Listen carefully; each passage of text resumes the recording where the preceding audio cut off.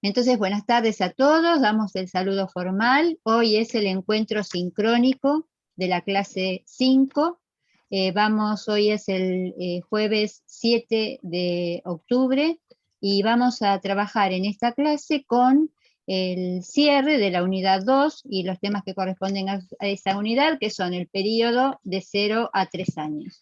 Y antes de que comencemos específicamente con el contenido de la clase de hoy, vamos a conversar sobre algunas preguntas que estuvieron haciendo. La primera de las preguntas, Luciano, es...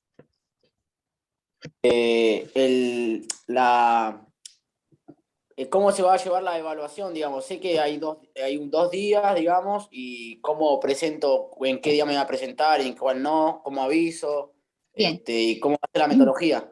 Bueno, la evaluación va a ser el jueves 21 y el viernes 22. Nosotros en esta clase vamos a estar finalizando la unidad 2. A partir de hoy se abrió la clase de del primer periodo de la unidad 3, que es el periodo de 3 a 5 años, es decir que durante toda esta semana, hasta el jueves próximo, el jueves 14, ustedes van a estar leyendo el tema específico sobre 3 a 5 años, y cuando terminemos, probablemente la semana próxima, analicemos y finalicemos ese periodo, la caracterización de los niños entre los 3 y los 5 años. En la semana siguiente, que es la semana del el jueves 21 y el viernes 22, va a ser el examen parcial.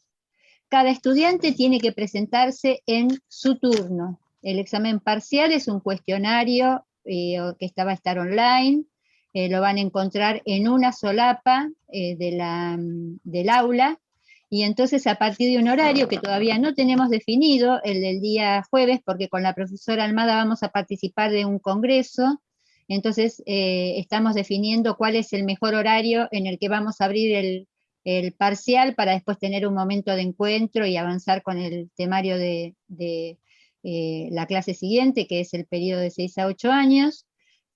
Entonces, durante ese día, tanto el jueves como el viernes, a partir de un determinado horario, va a aparecer en el aula una solapa donde dice parciales, y ahí en ese lugar ustedes van a encontrar un link para entrar a un cuestionario, perdonen, donde van a tener que responder 20 preguntas. Tienen media hora para responderlo. El examen es de manera secuencial, es decir, que ustedes van a ir respondiendo una pregunta a continuación de la otra y no tienen posibilidad de volver hacia atrás. Sí van a tener tiempo como para tomar, si ustedes piensan que son 20 preguntas, son 30 minutos, o sea que pueden dedicarle más de un minuto y medio por pregunta, y el formato del cuestionario es con elección múltiple, es lo que comúnmente se conoce como multiple choice, una pregunta, 5 opciones, solamente una correcta, se puntúan las respuestas correctas, no se descuentan las respuestas incorrectas, sino que las respuestas incorrectas no puntúan. Y los temas que van a entrar en ese parcial van a ser desde las bases conceptuales del desarrollo motor, es decir, desde la primera clase, donde analizamos corporeidad y motricidad, hasta el periodo de 3 a 5 años inclusive. Y cuando finalice el parcial, el campus automáticamente les da la respuesta, les dice cuáles son el puntaje de ustedes. En general no tenemos la posibilidad de hacer una retroalimentación, es decir que bueno, si hay alguna duda nos tendrán que preguntar, no tenemos la posibilidad de ir mirando el examen de cada uno de ustedes, esa es quizás una de las contras que tiene hacer este trabajo de manera virtual.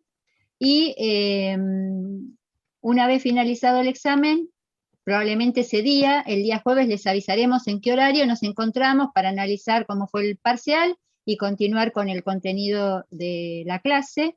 Y el día viernes, y eso ya se los podemos avisar, porque el viernes no tenemos ningún compromiso, el parcial se abre a las 8:30 de la mañana, y a las 9:30 probablemente estemos haciendo el encuentro sincrónico, para comentar cómo fue el parcial y para avanzar con el tema que se desarrolló durante esa semana. Así que bueno, eso es lo que tengo para decirles sobre la evaluación. No sé si tienen alguna consulta, si no, seguramente la semana que viene ya lo vamos a estar, algo de esta información la vamos a estar repitiendo, porque a la semana siguiente, es decir, de aquí a 15 días, van a estar rindiendo el primer parcial. El segundo parcial tiene la misma modalidad que el primero, la diferencia son los contenidos. El segundo parcial va a abarcar desde 6 años hasta vejez incluida, y quienes no aprueben alguno de los dos parciales, o estén ausentes en alguno de los dos parciales, tienen que rendir recuperatorio. Se puede recuperar solo un parcial. Por eso lo que siempre se les indica a los estudiantes es que no estén ausentes. Porque un estudiante que está ausente del primer parcial y se saca un aplazo en el segundo parcial, tiene que recursar, porque se puede recursar solo un examen. Bien, y después más sobre la fecha les explicaremos cómo es, quién tiene un 4, si tiene un 7, quién promociona, quién no promociona. Si ya estuvieron cursando, esta no es la primera materia que cursan en la universidad, saben que para poder promocionar tienen que sacarse 7 o más de 7 en cada examen, y además tienen que aprobar todos los otros requisitos que tenga una materia, ¿no? Por ejemplo, uno de ellos es el trabajo práctico de síntesis. Antes de hablar del trabajo práctico de síntesis, ¿alguna duda sobre la evaluación? ¿Algo que quieran comentar? No, profe, todo claro. Buenas tardes, profe. Yo Perfecto. tengo una. Sí, Lorena, te escucho.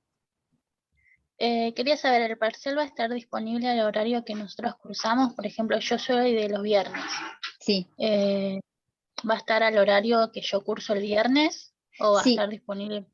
Lorena, listo. el parcial se abre en el momento que está previsto, es decir, supónganse, es más, ustedes no lo ven, está no visible.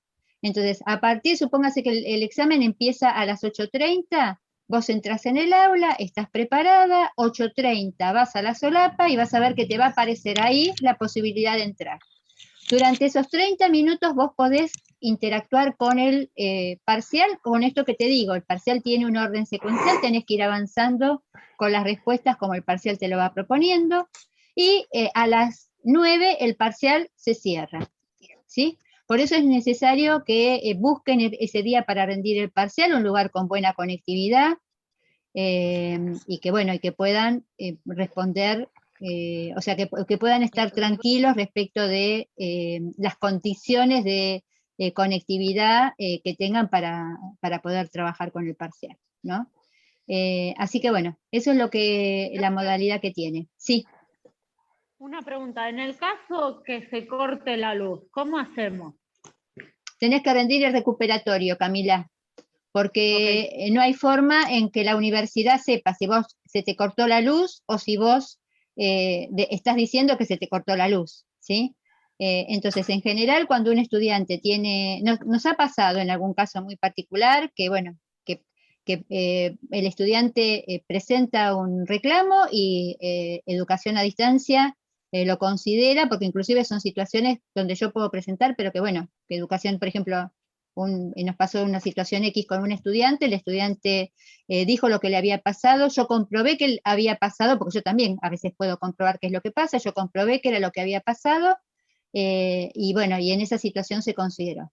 En general no es lo que pasa. Cuando hay algún reclamo, educación a distancia mira si lo que falló fue el campus o es algo que ustedes están argumentando que no se puede comprobar, y bueno, para eso también están los recuperatorios, ¿no? Para que ustedes puedan recuperar. Gladys, sí. Sintético. O sea, Sí. que el que figura en la lista de los días jueves puede rendir el cuatrimestral en el examen ese día, en el horario que especifiquemos la profesora y yo. Y los que están inscriptos el día viernes lo rinden el día viernes, para que no haya ninguna duda, ¿sí? Sí, porque además les digo, como entran, el parcial está preparado por comisión, si quiere entrar alguien en un horario que no le corresponde, no lo va a poder rendir. Y si quieren entrar más de una vez, tampoco lo van a poder rendir. O si entran en un horario equivocado y pasa que por casualidad el campus en ese momento los dejó entrar y después lo quieren volver a rendir en el horario que les correspondería, no lo pueden hacer porque el campus está programado para que ustedes puedan entrar en su horario y rendir el examen una sola vez. ¿Mm? Se los decimos porque ya nos ha pasado otro cuatrimestre que alguien dijo, ay, no, yo quise entrar para probar. No, no podés. A ver, no hay pruebas acá. Se rinde el examen. ¿Mm? Profe, perdón, Sí, ¿sí, Edwin? que recién entro, disculpe, y que Sí. me quedé un poco tarde. Sí. ¿Qué día es el parcial? Solo eso. El parcial es el día 21 a la tarde y 22 a la mañana. Y cada uno lo puede Bueno. rendir según la comisión en la que se inscribió en el SIU. Porque el acceso Gracias. está de acuerdo a la comisión. Acá sabemos que hay gente de distintos, porque nosotros los dejamos que vengan indistintamente. Y nos encanta que vengan siempre.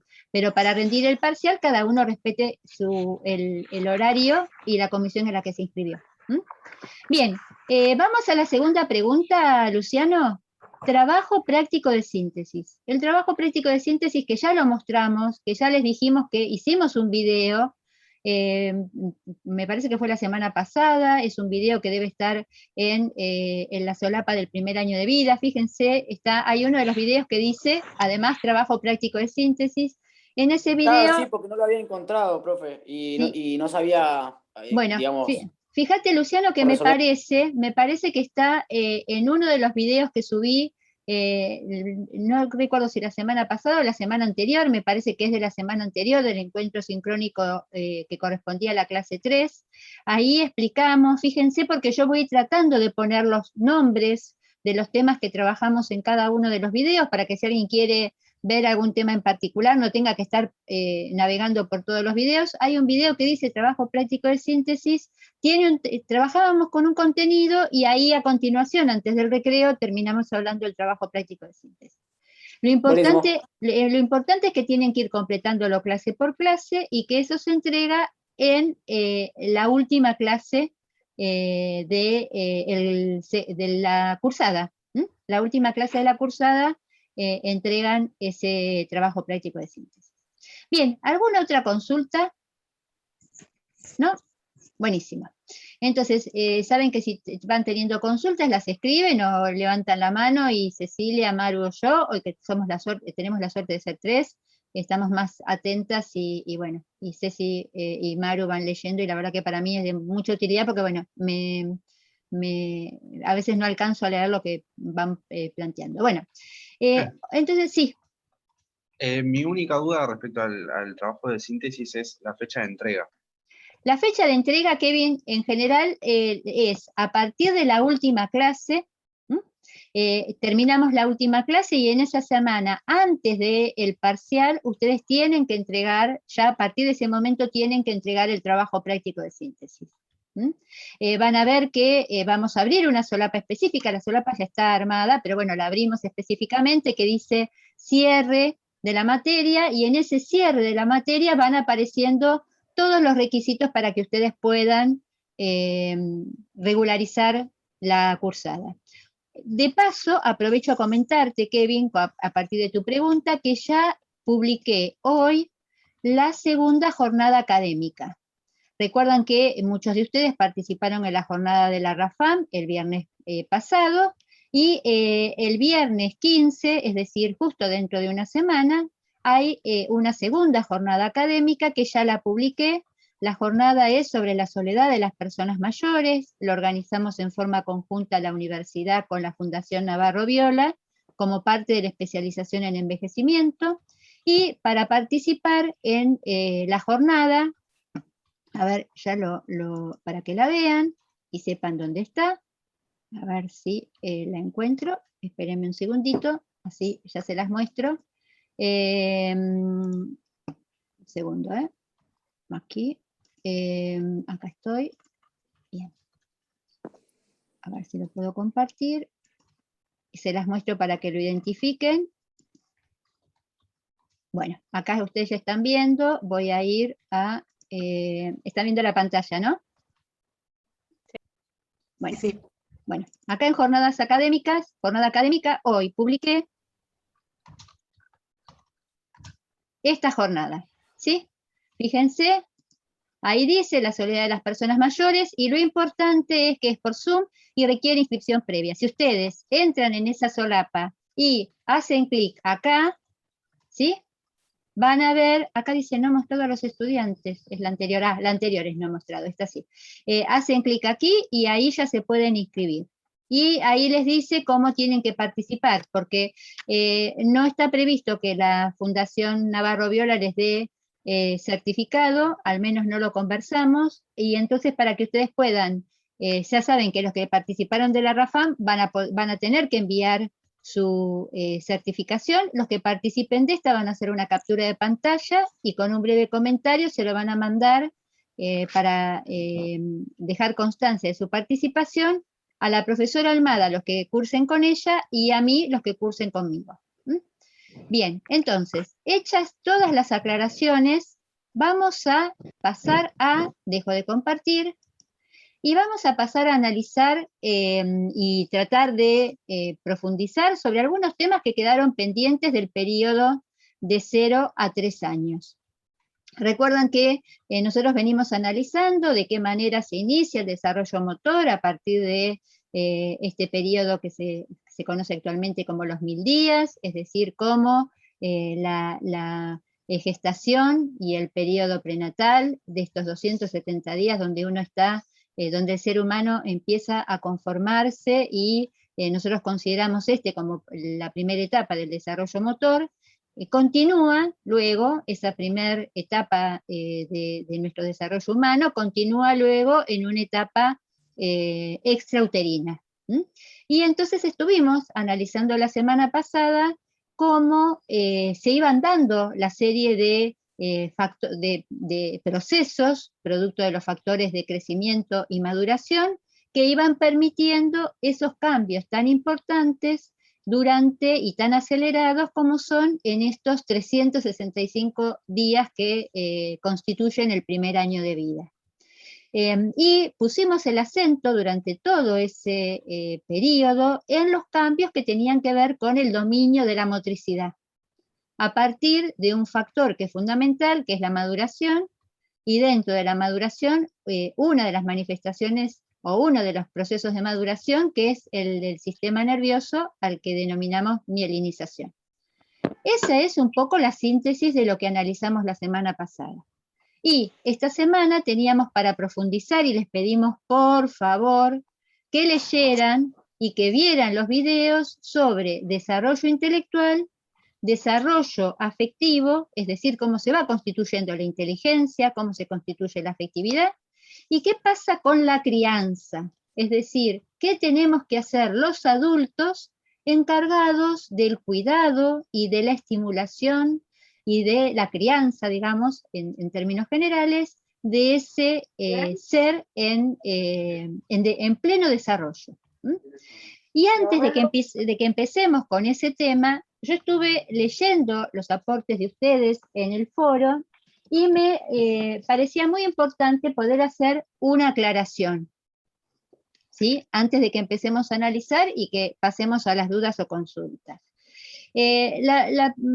Primer comentario que quiero hacer es que hubo respuestas ambiguas.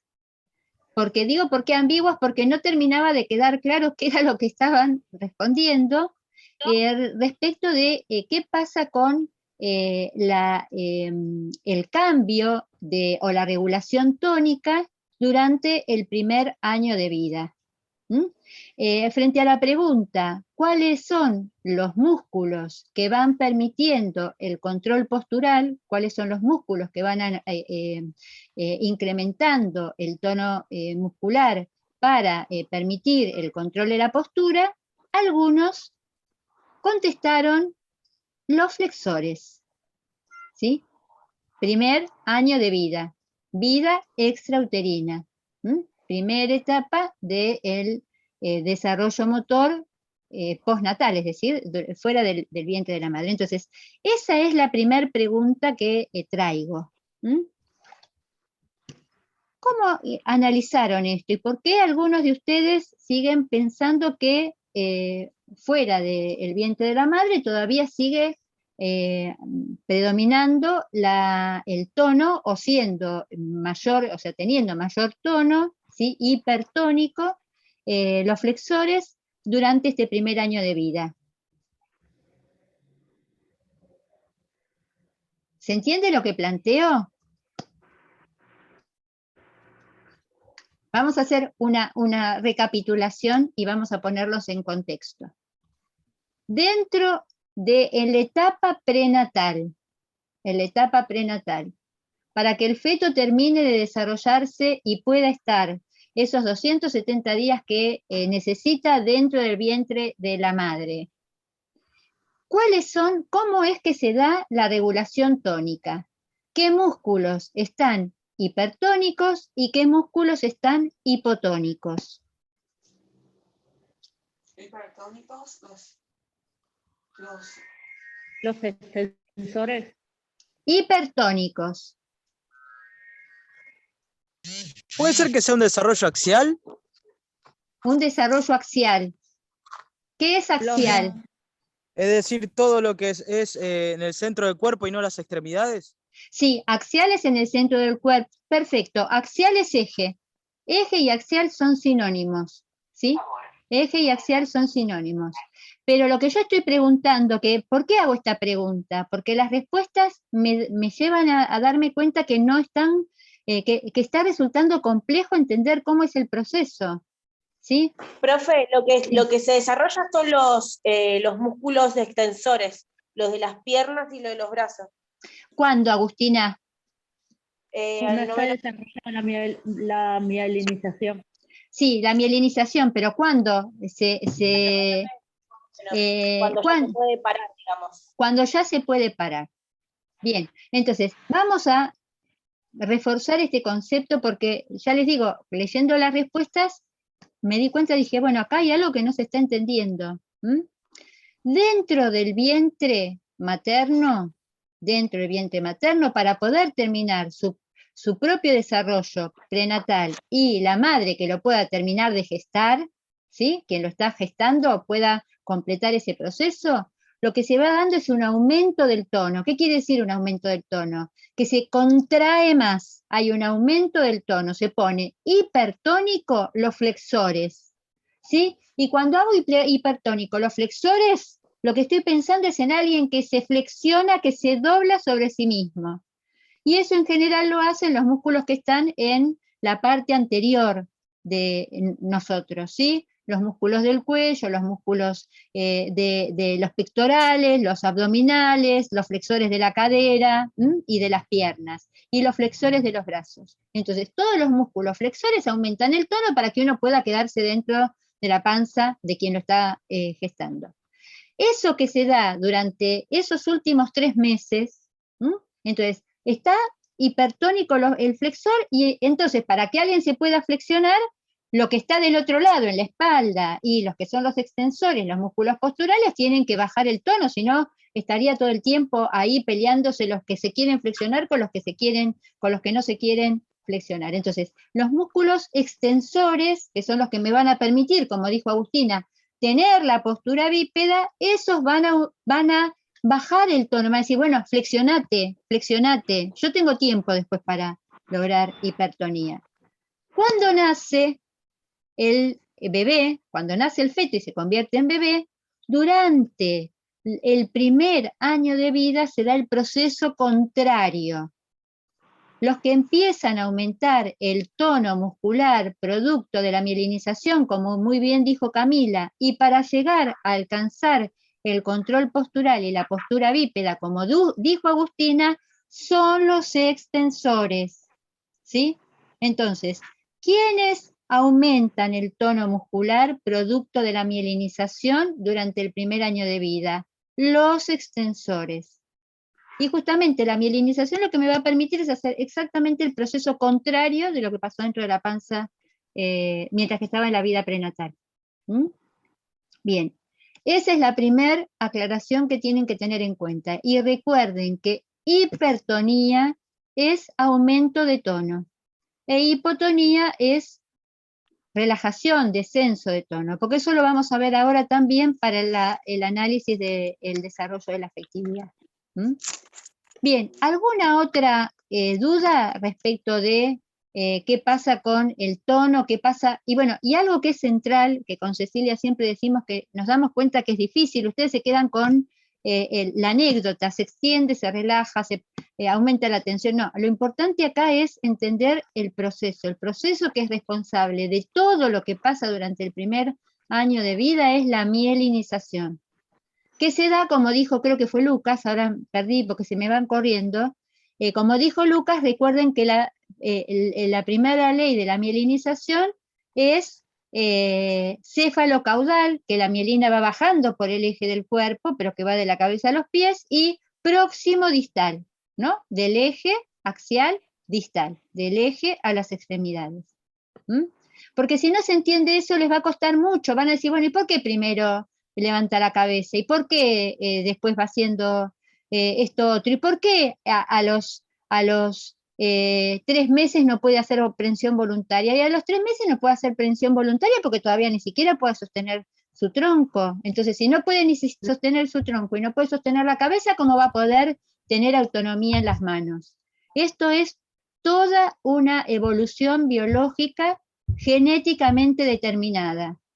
Por eso es que todos repetimos los mismos pasos, porque como especie humana todos tenemos que seguir la misma progresión en la adquisición de esas habilidades o primeras conductas voluntarias, ¿no? Porque a la aprensión no la llamamos habilidad, sino que la llamamos prensión, postura, y la primera marcha son las conductas voluntarias.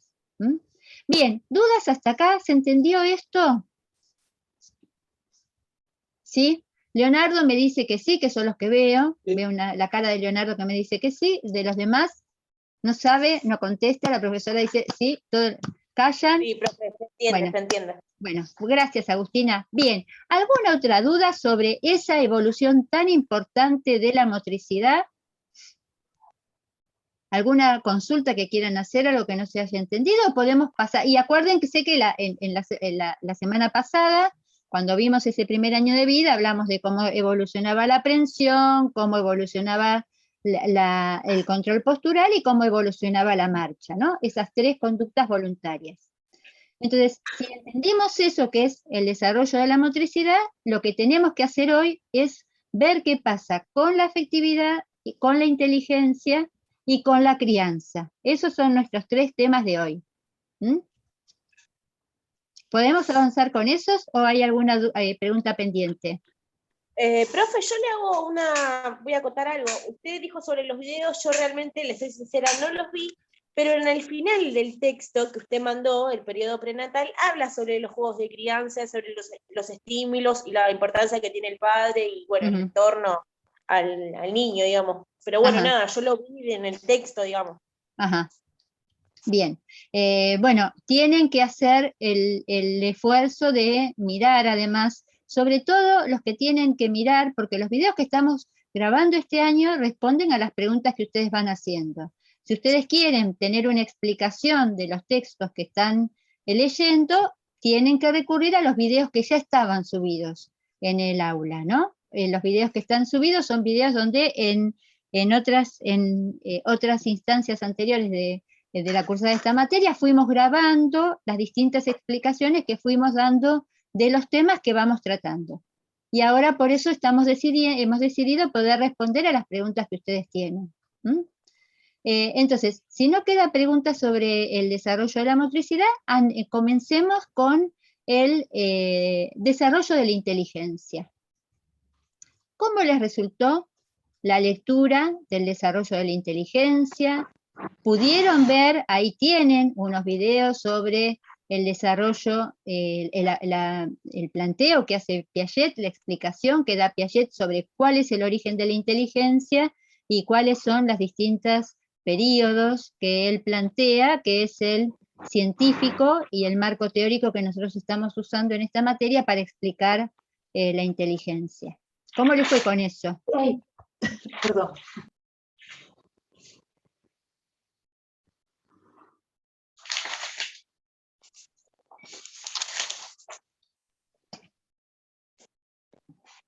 Estamos en silencio, no sabemos, no contesta. Estuve bueno, le cuento, hablo yo, ya que nadie habla, pensé que alguien iba a hablar, entonces dejé el lugar.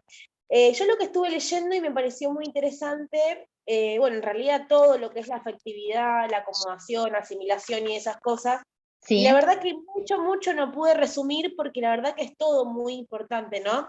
Pero bueno, yo la verdad que lo pude ver y lo pude asimilar, como siempre, vuelvo a decir, en todas las clases de desarrollo motor, con mi hija, ¿no? La importancia que tiene la estimulación, la importancia de los juegos, que parecen una pavada, pero capaz que ella siga la mirada, que ella pueda agarrar un objeto, y que con el tiempo ella al principio obviamente no, o sea, más allá de que tomaba la teta, nada más que eso, pero después empezó como la relación conmigo, esa relación socioafectiva que habla acá en el texto, pero bueno, eso es a medida también que va pasando un poco más el tiempo, a partir de los 2 años más o menos que dice acá. Pero nada, la verdad que es bastante interesante, interesante. Bien, qué suerte que tenemos una madre que va siguiendo el desarrollo afectivo o que mira para atrás, porque tu hija, ¿cómo se llama tu hija, Agustina? Recordame. Pilar se llama. ¿Cómo? Pilar. Pilar. Bueno, como Pilar ya tiene 3, dijiste vos, o sea que en realidad estás recordando o estás rememorando y tratando de decir, bueno, a ver, entonces cuando pasaba esto con Pilar, lo que estaba pasando es esto otro, tal ¿no? Cual, profe, tal cual. Y la verdad que leyéndolo me sirve y lo entiendo bastante por haberlo pasado con ella. Pero está bastante, es muy interesante, profe. Bien, y otra cosa que dijo Pilar, Pilar, que dijo Agustina, es el tema de la síntesis. Sí, nosotros nos damos cuenta, ustedes saben que ese texto que ustedes están leyendo es una síntesis de muchísimos textos. A veces precisamente es cortito y es complejo porque tiene mucha información sistematizada y sintetizada para que no tengan que leer tanto, para que no tengan que ir a leer directamente a Piaget, porque sabemos que además hoy en día, si ustedes quieren leer a Piaget, buscan, o sea, a partir de la lectura del texto base que tienen en desarrollo motor, si ustedes van a Google y van a encontrar en Wikipedia, en Google Scholar, y bueno, y en distintas páginas van a encontrar no solamente textos que hablen de Piaget, sino que van a encontrar los mismos textos de Piaget, ¿no? Muchos escaneos y muchos textos, e inclusive están subidos los libros, o sea que si ustedes quieren analizar qué dice Piaget en boca de Piaget, pueden ir a buscarlo. Lo importante acá es que, como dice Agustina, puedan entender cómo es, que esto es lo que a mí me parece, bueno, a mí me parece, uno tiene que reconocer que a veces lo que le parece a uno no puede no parecerle a otros, me parece fascinante. Me parece fascinante que el ser humano, en el momento de nacer, no traiga nada más, ni nada menos que reflejos. El ser humano no trae ni una afectiva, que por lo menos que esté comprobado hasta ahora, ¿no? En los términos que nosotros podemos comprender la ciencia y desde los paradigmas y desde las explicaciones que les damos, el ser humano trae al momento de nacer un bagaje biológico que son los reflejos y lo que ustedes leyeron en esa primera fase, que son los reflejos, los movimientos masivos incontrolados, los movimientos segmentarios, y no tiene nada más, aparentemente, su psiquismo que no sea eso, ¿sí? Su psiquismo viene con un bagaje biológico, y sobre ese bagaje biológico que son los reflejos se construyen 2 aspectos centrales de nuestra existencia, los 3, ¿no? Se construye la motricidad, se construye la inteligencia y se construye la afectividad. ¿Cómo lo interpretaron ustedes? Por ejemplo, acá Agustina dijo, desde la inteligencia, ella habló de la inteligencia y de la afectividad. Conceptos centrales para analizar la inteligencia son los de Piaget. ¿Cómo entendieron el concepto de asimilación, acomodación, adaptación? ¿Y cómo es que a partir de esas, que son las que Piaget llama las invariantes funcionales o las formas de funcionamiento de nuestra biología, porque todos los seres vivos hacemos lo mismo, todos los seres vivos asimilamos, nos acomodamos y nos adaptamos, cómo es que a partir de esos 3 procesos se va dando el desarrollo de la inteligencia, ya les digo, solo, es decir, que de traer reflejos, que son esas respuestas incondicionadas, automáticas, involuntarias, heredadas como parte de la especie, nos podemos llegar a convertir en un Einstein, ¿no? Profe, porque en realidad lo que dice, lo que leí, es que el bebé, ¿no es cierto? Estamos hablando de un bebé que ya, por ejemplo, 1 año, ¿no? Ellos lo que hacen es observar constantemente. Entonces, por memorizar las cosas que nosotros hacemos, por observar, ahí es donde ellos copian, y a donde eso se genera, el que lo guardan en la memoria, ¿no? Capaz que hay alguna palabra que no la esté utilizando bien, pero ellos lo utilizan, lo guardan en la memoria y después es prueba-error hasta que lo convierte en una acción. Esas serían las cosas, ¿no? Las acciones en cadena o en secuencia, ¿no? Acciones en cadena, acciones en secuencia. Bien, empiezan a aparecer algunos conceptos del desarrollo intelectual.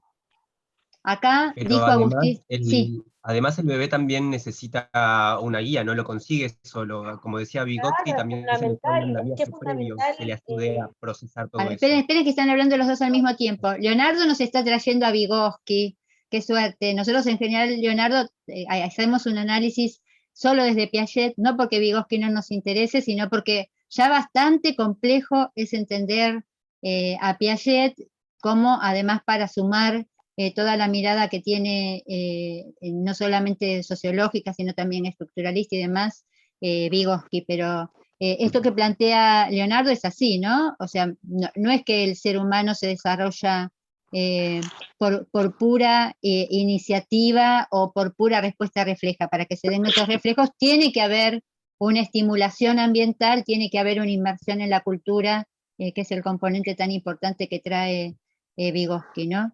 Entonces, volvamos sobre lo que dice Agustina y tratemos en principio de ver si entendieron esos dos conceptos que son la asimilación, la acomodación y la adaptación. Y cómo a partir de esas 3 procesos y de los reflejos, yo puedo pasar de ser un animalito, como es un bebé recién nacido, absolutamente indefenso y que solamente responde de manera refleja, a convertirme al año y medio, casi 2 años, en un ser de la cultura que maneja símbolos. ¿Qué fue lo que pasó adentro de mi cerebro y en esa interacción de la que trae Leonardo conmigo y con mi psiquismo para que yo pase de eso? ¿Sí? De ser un ser que me ponen un lápiz o me ponen y yo cierro, ¿sí? Recién nacido, si vieron los videos, respuesta refleja. Cualquier cosa que estimule la palma de mi mano, yo cierro. Respuesta refleja. Nazco con eso. Me quieren tocar el globo ocular, lo cierro. Bueno, de eso, ¿qué es lo que traigo? Succiono, prensión, cierro los ojos y el resto de los reflejos. De esos reflejos y ninguna otra cosa más, llego a ser un bebé de 1 año y medio que en lugar de decirle a la mamá, le dice aba, papá, tutú, pipí. Eso también, profe, se va dando por un tema de repetición, ¿no? Y de repetición y de observar tanto el entorno que lo rodea. Porque, sí, como dice usted, después de que pasa de tener solamente reflejos, ya de tanto ver y repetir constantemente y observar todo este tipo de secuencias, ya el cerebro las internaliza y las va adaptando a su entorno. Sí, pero ¿saben qué? No es o sea, no es que tanto estímulo-respuesta, porque si no diríamos, si uno pensase que el ser humano solamente responde a los estímulos con respuesta, o sea, que todo se da por un mecanismo de estímulo-respuesta, uno pensaría que dando los mejores estímulos lograría las mejores respuestas, y que dentro de uno no hay nada. Y justamente frente a esa mirada que tenía una forma de explicar el aprendizaje, el tema que la profesora Almada nos puede dar clase, sí, que durante muchísimo tiempo dio clase de este tema justamente, es Piaget plantea una propuesta distinta. Piaget no plantea que el bebé se maneja solo por estímulo-respuesta, ¿no? ¿Cómo entienden esta idea de, justamente Piaget dice, estímulos, respuesta sería acomodación, acomodación, acomodación. Vos me planteás, yo te imito y repito, y Piaget dice, no, yo primero asimilo, trato con lo que yo sé, con lo que yo asimilo, y si veo que con lo que yo asimilo no va, o con la forma en la que yo tengo de responder no va, y no logro lo que necesito, entonces ahí lo que hago es modificar, buscar una alternativa para poder responder a ese estímulo y hacer lo que Piaget llama acomodación, y entre esa relación entre lo que asimilo y lo que me acomodo, me voy adaptando. ¿Cómo entendieron? Tratemos de pensar un ejemplo para poder graficar de qué hablamos cuando hablamos de asimilación y acomodación. Si alguno lo pensó, si alguno mientras que lo estuvo leyendo lo pensó, compártalo. Profe. Sí, Camila. No sé si me equivoco, pero da a través de una actividad motriz o de asimilación con las cosas que él va viendo a medida que van haciendo. Sí, hay una asimilación. Es más, las primeras respuestas que da es a partir de lo que puede, y lo que puede son reflejos, ¿sí? Entonces, me parece que lo importante quizás es poder analizar qué conducta es la que tiene un bebé y cómo es que esa conducta se va a ir modificando para ir convirtiéndose progresivamente en un ser inteligente. Entonces, si ustedes van leyendo el texto, van a ver que en un primer momento Piaget dice, bueno, lo primero que hace el bebé recién nacido es tener respuestas reflejas y ejercitar esas respuestas reflejas. ¿Qué hace el bebé recién nacido? Succiona en el aire, si tiene la posibilidad... Espera. Sí. Discúlpame que te interrumpa. Sí. A lo mejor ellos se acuerdan que la semana pasada estuvieron hablando de los reflejos. ¿Se acuerdan que hablamos de los reflejos y a lo mejor ellos los pueden mencionar? Y los tienen más, o los que tienen hijos o ven bebés cerca, se les ocurre desde la experiencia qué es lo que hace el bebé recién nacido. Profe, lo que ustedes están hablando de los reflejos vitales, que es el parpadeo, succión, deglución, estornudo, hipo, tos, defecación y, bueno, no sé, capaz que debe haber alguna otra más, pero no se me ocurre otra más. Uno importante que es la aprensión. La aprensión. ¿Sí? Ahora, vos, Agustina, tenés hijos, ¿no? Una nena. Bueno, Sí. ¿Te acordás los primeros días que nació? Sí. Todo eso que... vos ahora podés... Esa lista que nombraste, ¿le pasaba todo eso? ¿Cómo se llama tu hija? Pilar. Sí, profe, Pilar. era todo lo que le pasaba. Todo. Era lo único que hacía en realidad. Claro, porque no tiene otra capacidad. Claro. Tiene que desarrollarlas. Entonces, algo que te llamara atención, por ejemplo, vamos a tomar dos. La defecación no, porque eso era, lo que iba a decir es la succión y la aprensión. Sí. ¿Cómo era la succión, por ejemplo? Ella, por ejemplo, cuando yo me empecé a dar cuenta, que es lo que dijo la profesora, ella succionaba en el aire, digamos. Entonces, a ver, antes de que sigas avanzando, eso que succiona en el aire, ¿qué es ese reflejo de succión? Un llamado tipo tengo hambre, necesito succionar, quiero comer, debe ser. Espera. ¿Una reacción puede ser, profe? Sí, es una reacción a la sensación de hambre, ¿sí? La bebé tiene sensación de hambre y succiona porque en algún momento... Sabe que en algún momento algo va a llegar. Sabe, no sabe todavía. No hay inteligencia desarrollada, no sabe nada. Vos sabés, Agustina, claro. Porque vos como madre adulta la ves succionando en el aire. ¿Es un reflejo eso? Claro que es un reflejo, claro, pero vos la ves a Pilar succionando en el aire y decís, uy, tiene hambre. Sacás la teta y le das de comer. Es más, pasaba, que cuando ahora, obviamente cuando yo era todo muy nuevo para mí, y venían y le ponían tipo una parte de la falange del... ¡Ay, mirá cómo hace! Claro, porque quiere comer en realidad, no te va a chupar. Porque ¿sabes lo que pasa? Le digo a Agustina y le digo al resto del grupo, de algo que tiene, de un objeto, de una cosa, vamos a decir, porque no sabemos si es un objeto o qué es, que tiene determinadas características, se alimenta. Todavía no conoce qué es el pezón, qué es la madre, todavía no tiene toda esa información. Entonces, cualquier objeto que tuviera un chupete, un dedo que le ponen, lo va a succionar. Tal cual.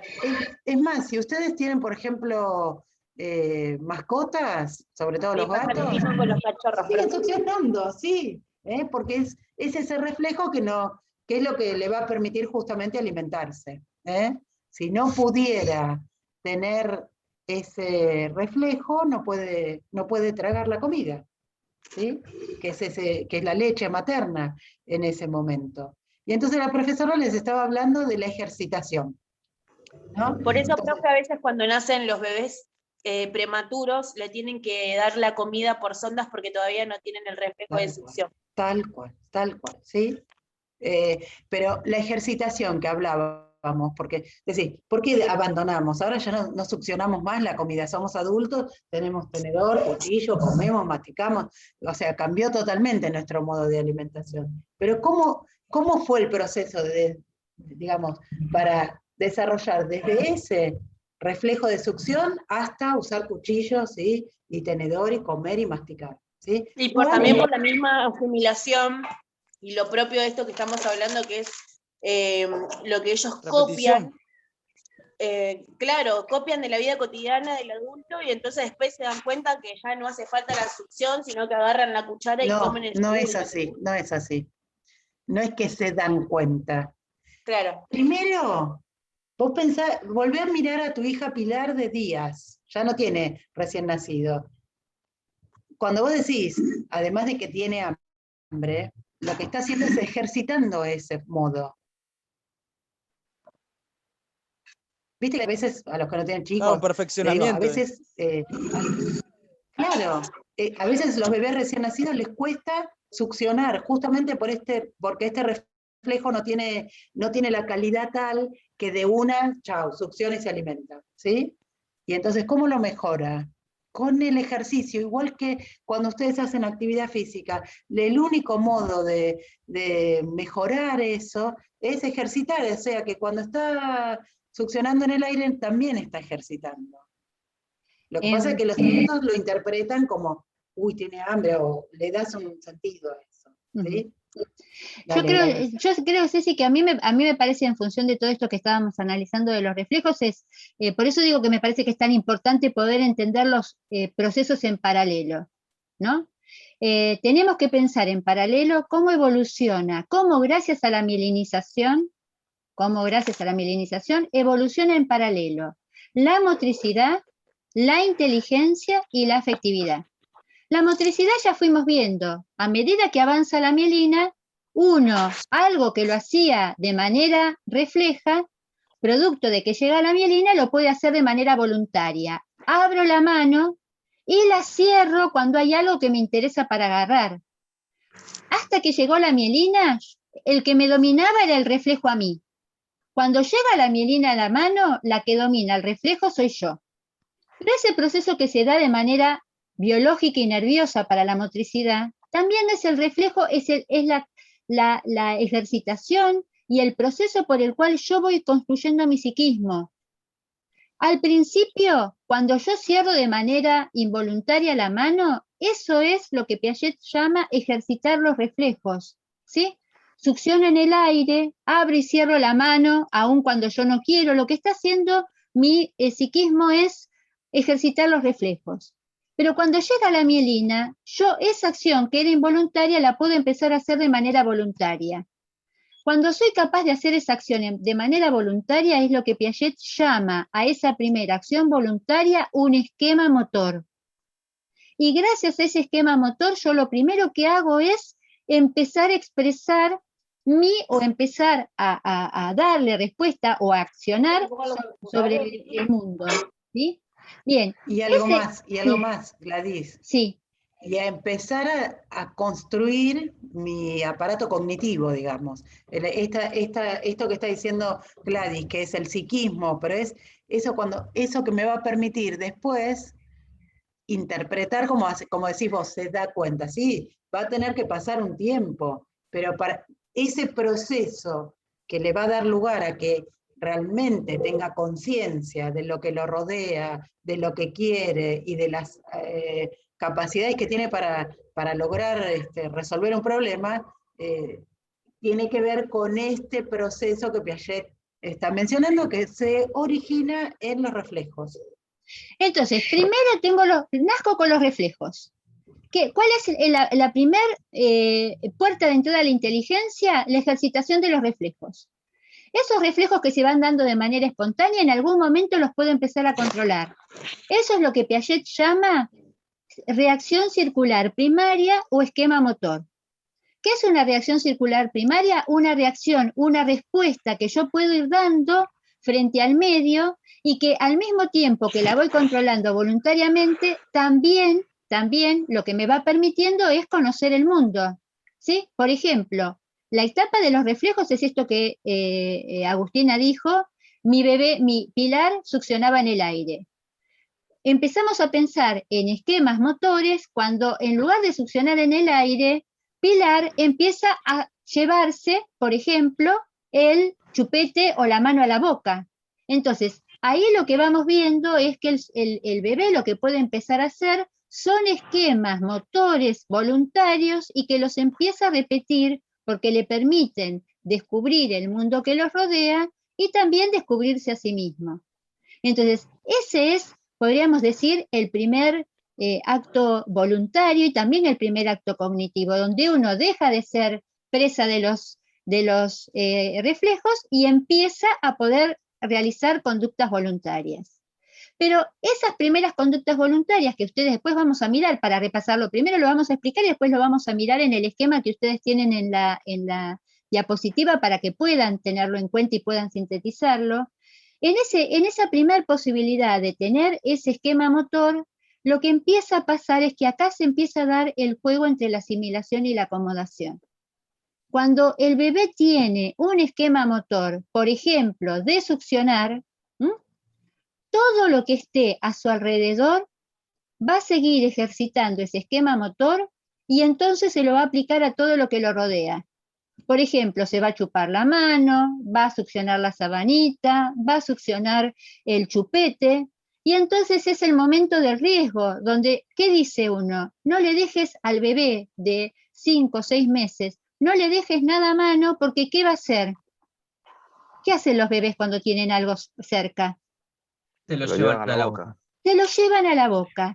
Eso que ustedes dicen de llevárselo a la boca es lo que Piaget llama reacción circular secundaria. Ese sería el tercer momento de la inteligencia. El primer momento de la inteligencia son los reflejos. El segundo momento de la inteligencia es la reacción circular primaria, donde el bebé lo que hace es ejercitar esquemas motores sobre su propio cuerpo. Se chupa la mano, es decir, hace reacciones, repite esquemas sobre su propio cuerpo. Cuando se va dando cuenta que hay determinadas esquemas motores que tienen otra finalidad, porque por ejemplo, yo puedo, además de chupar una cuchara, también la puedo golpear esa cuchara, o también puedo ejercitar una determinada acción sobre el medio. Ahí es donde Piaget lo que empieza a plantear es que esa posibilidad de accionar sobre los objetos es lo que él denomina esquemas motores secundarios o reacciones circulares secundarias. Ahí ya estaríamos en un tercer momento. ¿Y por qué habla de reacciones o esquemas motores secundarios? Porque en realidad esa es una forma de adaptación, de acomodación. El bebé se da cuenta que la cuchara le sirve para chupar, pero también se da cuenta que con la cuchara puede hacer ruido, se da cuenta que con la cuchara puede golpear y tirar cosas. Es decir, que lo que se va dando cuenta es que además de asimilar, de que todo me lo llevo a la boca, también con los objetos que me rodean yo puedo hacer otros esquemas motores. Puedo golpear, puedo sacudir, puedo tirar.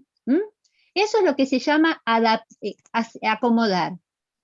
Con algunos objetos, o sea, siempre que yo me encuentre con un primer objeto, lo que voy a hacer es asimilarlo, lo voy a tratar con lo que yo ya sé, que es succionar, Pero luego me voy a dar cuenta que con ese objeto puedo hacer otras cosas. Por ejemplo, con una cuchara puedo golpear. Con un plato puedo golpear, con un juguete o con un sonajero puedo sacudir. Y entonces, hasta ese tercer momento del desarrollo de la inteligencia, que es lo que se llaman las reacciones circulares secundarias, cada vez que el bebé se encuentre con algo nuevo va a hacer eso. Lo primero es tratarlo con los esquemas que tiene. Lo va a chupar, lo va a golpear, lo va a sacudir, lo va a tirar. ¿Qué es lo que sabe hacer? Todas conductas voluntarias, ¿por qué? Porque la mielina llegó hasta sus brazos y porque ya tiene control de la postura sentado y tiene los brazos disponibles para poder accionar sobre el mundo que lo rodea. Y no es casualidad que pueda hacer todas esas cosas, porque además, con cada objeto que el bebé va tocando, con cada objeto que el bebé va manipulando, es una forma de conocer. Por eso es tan importante que al bebé se le regale un sonajero, un muñequito que tenga peluche, un muñequito que tenga luz. Claro. El tema de las texturas, que le den algodón, que le pongan, no sé, un poco de crema, un poco de gelatina, botones, obviamente siempre mirándolo porque se lo manda a la boca, un poco de polenta, sentarlo en el pasto, que toque, no sé, el tronco del árbol, que acarician los perros, claro, así tal cual. Bien, pero ¿sabés qué, Agustina? Siempre con el cuidado de entender que el bebé, la primera respuesta que tiene es asimilar. ¿Qué es asimilar? Trata al mundo que lo rodea con lo que tiene. Succiona, golpea, por eso también no hay que dejarle, por ejemplo, el celular a mano. El bebé no reconoce si esto es una cuchara o un celular. Si él lo que sabe es golpear, cuando le damos algo, lo primero que va a hacer es o llevárselo a la boca o golpear, o tirarlo. ¿Sí? Entonces, esas acciones que el bebé está haciendo son acciones de asimilación. Y a medida que va descubriendo o que se da cuenta que con ese objeto no puede responder a lo que él está queriendo o el interés que le despierta en ese momento, recién busca nuevas acciones. Ahí estamos alrededor de los 8, 9, 10 meses. Alrededor del año, alrededor de los 9, 10 meses y cerca del año, el bebé empieza a hacer lo que para Piaget denomina los primeros actos de inteligencia práctica. ¿Qué es la inteligencia?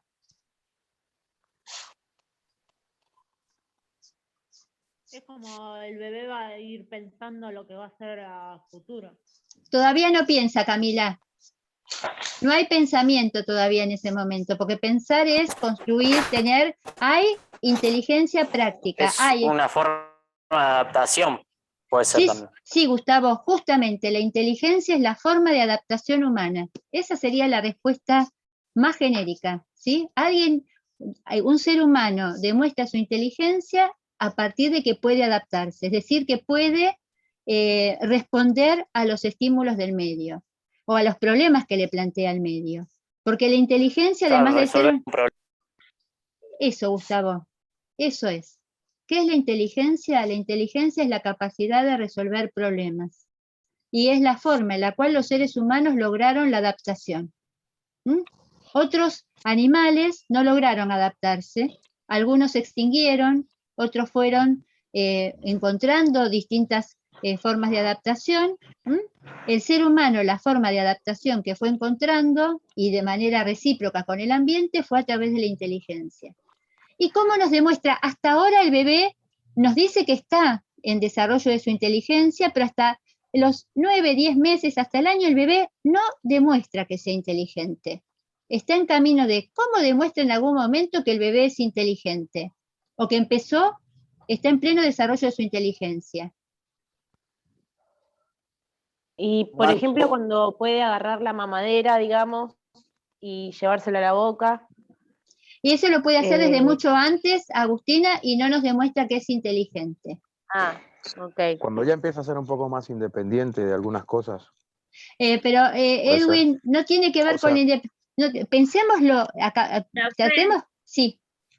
¿Puede ser con el lenguaje? El lenguaje en realidad lo que nos muestra es un salto de un tipo de inteligencia y el camino de pasar de la inteligencia que comparte con los animales a la inteligencia que le va a ser específicamente humana. Ahí hay un momento muy importante que es el de la capacidad de resolver problemas cuando el bebé es capaz de coordinar dos acciones o dos esquemas motores para resolver un problema. ¿Sí?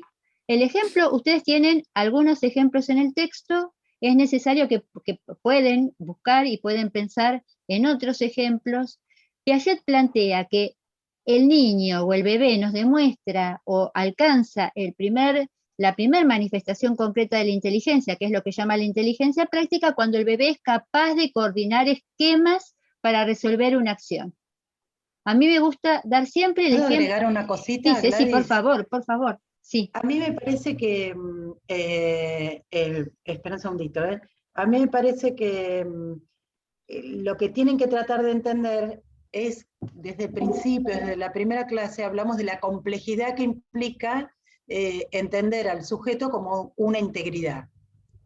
Y esta teoría, o esta descripción teórica que que estamos tratando de desarrollar con la profesora, habla de esa complejidad. Por eso rápidamente Gladys te dijo, no es estímulo-respuesta. ¿Cómo? Nadie tiene abierto el micrófono, estoy mirando quién es. Pensé que me estaba hablando. Por eso es importante que ustedes entiendan que sería mucho más fácil para todos nosotros pensar cuerpo-máquina, estímulo-respuesta. Es fácil, porque decir, bueno, prendo la compu, se enciende, ¿no? No, justamente los seres humanos tenemos esta complejidad de la que hablaba Gladys, de que se dan en simultáneo muchos procesos que hablan de esa complejidad. Le habló de la mielinización, hablamos de los reflejos, todo eso se da en simultáneo, ¿sí? ¿Para qué? Para que a lo largo de ese proceso se logre constituir la psiquis, el aparato cognitivo, o como quieran llamarlo, que permite la voluntad, ¿sí? La volición, digamos, que de verdad ese niño pueda realizar una acción sin depender de otra cosa que lo que está queriendo hacer en ese momento, ¿sí? Y ustedes me van a decir, o como dijo Edwin por ahí, ¿el estímulo cuenta? Por supuesto que cuenta, pero sin reflejo, por más que lo estimule, no pasa nada, ¿sí? Y sin mielinización, por más que le tire la pelota, no la va a patear. Ya lo vamos a ver más adelante cómo esa complejidad también le da un límite. En determinados momentos hay cosas que ese niño puede hacer y otras que no. ¿Qué sé yo? Al recién nacido no le puedes decir, ataja la pelota, no va a agarrar. Por más que se lo estimule, ¿sí? Pongo un ejemplo así en el extremo para que lo comprendan, ¿sí? Que lo que les está costando comprender es esto, es la complejidad de lo que somos las personas. Sí, y yo creo que lo que vamos a hacer es vamos a plantear cuáles son los últimos 2 estadios que quedan, lo vamos a mirar, lo vamos a dejar planteado para que ustedes lo lean. Porque la realidad es que esto es muy complejo, es lo que les está diciendo Cecilia, es muy complejo, porque además, más complejo todavía resulta cuando entendamos que todo eso también va a depender del vínculo que genera con las personas que lo rodean. Porque si no hay apego, no hay estimulación, no hay demostración de cariño, no hay mimos, no hay contención, los bebés, como está demostrado, hasta se pueden dejar morir si no hay un estímulo humano que los contenga. Entonces, fíjense que lo que estamos queriendo es que ustedes vean que hay un paralelismo. No es que la inteligencia va por un lado y de pronto un día digo mamá, ¿sí? De ser un ser puramente reflejos, un día a los 2 años digo mamá. No, hubo toda una evolución y ahí fueron de la mano estos 3 procesos, ¿no? La motricidad, la inteligencia, que es lo que estamos queriendo explicar ahora, y la afectividad. Y para terminar con la inteligencia, lo importante es que ustedes vean, primero fueron los reflejos, los ejercité. El segundo momento convierto el reflejo en una conducta voluntaria para descubrir mi propio cuerpo.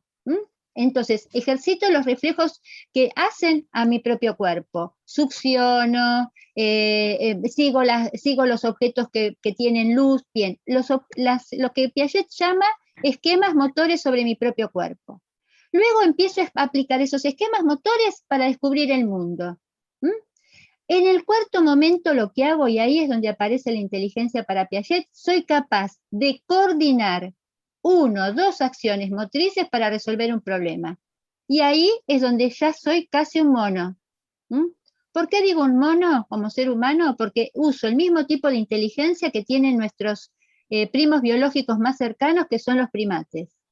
¿Cuál sería el ejemplo de la inteligencia práctica? Estoy sentado en la mesa. Tengo una cuchara en la mano y en la mitad de la mesa está la llave del auto de mi papá. Yo sé hacer 2 cosas. Sé agarrar la cuchara y sé golpear con la cuchara. Y quiero agarrar la llave. ¿Qué les parece que hago? Tengo 9 meses, 10 meses, estoy sentado en la sillita de comer. ¿Qué hago? Agarrar la llave. ¿Cómo, Camila? Con La llave. ¿Cómo, Matías? Extiendo la mano con la cuchara y agarro la llave. ¿Y cómo hago? ¿Qué le hago a la...? Golpear. Bien, lo que sé hacer. Golpear. Por ejemplo, sé golpear. Entonces, con la cuchara, un esquema es prensión, el otro esquema es golpear. Con la cuchara en la mano le pego a la llave para agarrarla. ¿Qué estoy demostrando? ¿Cómo, Diego? Inteligencia. Muy bien, las dos cosas, Edwin. Estoy demostrando coordinación para resolver un problema.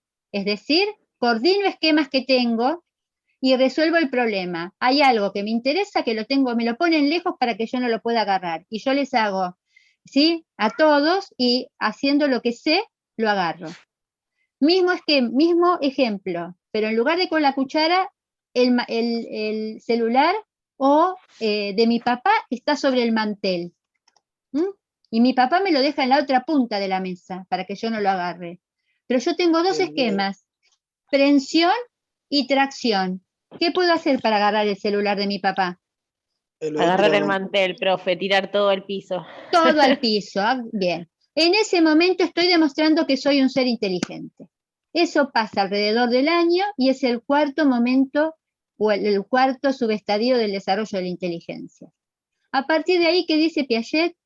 Me dedico a conocer el mundo, me dedico a aplicar todos los esquemas que ya tengo para hacer todo lo que todos los padres sufren, ¿sí? Abro los muebles, tiro las cosas que están adentro y entonces empieza el momento donde la familia se vuelve loca para cerrar la heladera, para sacar las cosas que están abajo, para ponerle trabas a los enchufes. Bueno, eso es lo que Piaget llama reacción circular terciaria o descubrimiento del mundo. Y se da a partir de que uno empieza a deambular y empieza a conocer y a destruir la casa.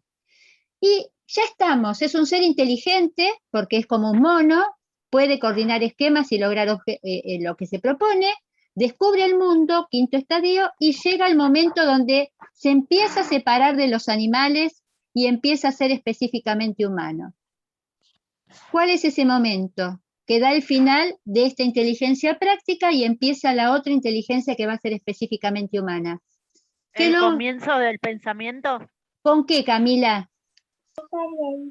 Con el estadio de sensorio motriz. No, el sensorio motriz es el que estábamos hablando recién. El periodo sensorio motor. Sensorio motor es el periodo donde lo que importan son las acciones. Por eso sensorio motor, los sentidos y las acciones. Me voy de ese periodo porque dejo de necesitar las acciones. ¿Qué empiezo a manejar? El pensamiento. Los símbolos. A partir del año y medio. Sí. ¿Y los símbolos a través de qué? ¿Qué símbolos? De las figuras. ¿De las figuras? Símbolos mentales. ¿Cómo? Profe, símbolos mentales. Bien. Imágenes. Imágenes, símbolos. Sí. ¿Y qué hace un nene al año y medio, más o menos? Si quiere, seguimos con la comida. Y si quiere comer, pero no se quiere mover. Ya no va a buscar la galletita y se trepa y se cae. Y va a tratar de decir que quiere comer, no sé, una manzana. Va a tratar de decir. Digamos, el movimiento. Va a señalar. Primero señala, es el primer paso para decir algo sin moverse. Decís así, le haces así, y ya el adulto, así como antes decía, uy, tiene hambre, ahora vas a decir, uy, quiere eso que me está mostrando. Pero te necesita vos, necesita un adulto que entienda. Y cuando vos le decís, suponete, te señala algo, vos le decís, ¿qué es esto? ¿Esto? ¿Qué querés? ¿Que te alcance este papel? Y hasta que él dice, sí. Una de las cosas que le mostraste es, vos le estás ayudando a armar esas imágenes mentales. Fíjate qué complejo que es, porque esto le tiene una significación, ¿sí? El movimiento ya tiene una atribución de sentido. Ya sabe que ya a partir del momento que vos hiciste todo ese ejercicio junto a tu nena, ella ya la próxima vez sabe que si te señala algo, vos vas a... Claro, yo ya voy a entender lo que ella me dice, y a partir de ahí es donde ella ella entiende empieza lo que vos le estás a diciendo. través de las señas, digamos. Pero después, vos además, no sé si hiciste esto, pero es probable, le dijiste, Celu, ¿querés esto? Claro, sí, tal cual. Bueno, así con todo, y por eso, que ayer justo hablábamos con mi mamá, por eso, a partir del año, es recomendable a los nenes regalarle los libros con imágenes, para que ellos entiendan, y bueno, que dice que acá conocen a partir de 20 cosas, después a partir de los 3 años ya conocen más de 200 palabras y todas esas cosas. Pero es fundamental, de vuelta, que es fundamental, pero fundamental, y lo hablo como mamá también, el acompañamiento del padre, es fundamental, no hay otra opción. Si no, bueno, obviamente que después puede pasar que el nene se frustra, o que tenga algún tipo de complejidad, o no sé, qué podría llegar a suceder. Antes de hablar de la frustración, Agus, diría que este proceso de construcción mental que le va a dar paso a que después no te diga con el dedo, te va a decir celu, y vos vas a decir, ¿querés el celu? Sí, ¿sí? Entonces, empezar a construir esto que tenemos en común las personas, que es el lenguaje, eso es lo simbólico. ¿Sí? ¿Y cómo haces? Y bueno, tratás de interpretar lo que te está mostrando, le mostrás, ahí aparecen los estímulos, le mostrás los libritos con las imágenes, le decís, mirá, el pato, se llama pato, nada, le contás todo al pato, alguna vez lo ves un pato en la plaza, les dices el pato, no sé, toda esa cosa. Sí, es que lo sigo haciendo el día de hoy todavía, porque obviamente ella es chiquita, es todo el tiempo se hace eso. Y el mundo es enorme, y hay tanto para aprender. Mirá el tiempo que nos lleva. Todavía seguimos. Ceci, a mí me parece que todo este ejemplo que estaban construyendo con Agustina, y para retomar lo que decía Camila y lo que apareció por ahí, no sé si fue Diego quien lo dijo, el tema de la imagen mental, ¿no? Quizás la diferencia, lo que permite ese salto cualitativo, porque es un salto cualitativo entre el primer periodo del desarrollo de la inteligencia y este que estamos empezando a ver, que nos va a acompañar hasta los 5 años, hasta que terminemos la semana que viene, y toda esta semana ustedes lo van a estar viendo. El salto cualitativo es que en lugar de manejarse solo con acciones, solo con esquemas de acción, ¿sí? Es decir, con el hacer, golpear, succionar, tirar, andar gateando y tocar todo, lo que empieza a hacer el bebé es empezar, para poder decirlo casi como una analogía, es empezar a registrar imágenes como si fueran empezar a sacarle foto de las cosas, y que en mi cerebro se vayan formando esas imágenes que representan las cosas concretas del mundo que me rodea. Esas imágenes son las que me van a permitir empezar a construir esto que dijo Cecilia. Una de las primeras manifestaciones de los símbolos es el lenguaje. Vamos a ver qué otra manifestación de los símbolos son el juego, el dibujo, Entonces, vamos a ir viendo cómo el nene va a poder reemplazar, Ceci lo explicó claramente recién, el nene va a poder reemplazar el subirse al banquito o señalar, va a reemplazar una acción concreta, un esquema motor, por un símbolo. ¿Cuál va a ser el símbolo? El símbolo, la mediación, la palabra. Va a decir celu, va a decir papa, va a decir agua, no va a tener que señalar, ni va a tener que ir él a subirse a la mesada para poder agarrar el agua. Entonces, ese es el momento donde el ser humano logra empezar, porque ¿qué es el pensamiento, Camila? El pensamiento es precisamente la posibilidad que tiene nuestro psiquismo de manejarse con ideas, de manejarse con imágenes, es decir, la internalización de la acción. Y eso se logra a partir de los 18 meses en adelante. Entonces, para poder ir a un recreíto, aunque sea cortito, porque hace mucho tiempo que estamos trabajando, hagamos aunque sea un corte y cuando volvemos explicamos lo de la afectividad. Y yo quiero, esto sí quiero compartirlo para que lo vean, porque y les voy a pedir que lo busquen. Busquen en las diapositivas, esta diapositiva está en el primer año de vida, ahí no la está abriendo, búsquenla, ustedes tienen una diapositiva donde habla de cómo interacciona la asimilación. No se ve, ¿eh? ¿No se ve? Sí, sí. Sí, se ve, sí. Ya se ve. Bien, la asimilación con la acomodación, y la que más me interesa que ustedes puedan, bueno, acá cómo se van construyendo los esquemas de acción, cómo se construyen los esquemas de acción, cómo se asimila, cómo se va acomodando, y cómo se va dando lugar a un nuevo esquema, que es esto lo que tratamos de explicar recién, y lo que más nos interesa es que ustedes puedan ir leyendo e ir analizando este esquema que plantea Piaget y que les fuimos contando recién. Cómo hay un primer momento donde lo único que hago es ejercitar los reflejos. Cómo esos reflejos, a partir de que los puedo hacer de manera voluntaria, se convierten en esquemas motores. Cómo esos esquemas motores me permiten ir asimilando el mundo que me rodea y descubriendo y encontrando nuevos procedimientos, ¿sí? Que son las reacciones circulares secundarias. Cómo en algún momento logro una conducta intencional y resuelvo un problema. Este cuarto esquema, esta coordinación que dijo Edwin y esta resolución de problemas, como dijo, no sé si fue Diego, Lucas o quién fue, es la inteligencia. Cómo a partir del año, con esa capacidad de inteligencia que es coordinar esquemas, salgo a mi casa y exploro todo, trato de ver todo, trato de conocer todo, exploración y novedad, que es la reacción circular terciaria, y cómo progresivamente voy reemplazando, producto de las imágenes mentales, mis acciones por pensamiento, por imagen mental y pensamiento.